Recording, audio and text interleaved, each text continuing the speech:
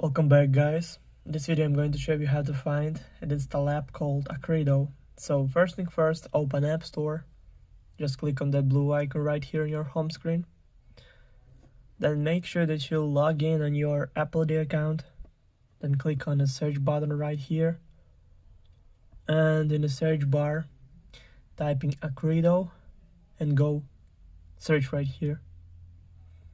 Then scroll down a little bit until you find the app right here. So click on that, then click get, then install, then confirm installation through Face ID or Touch ID or using password from your Apple ID account. So now it's all done.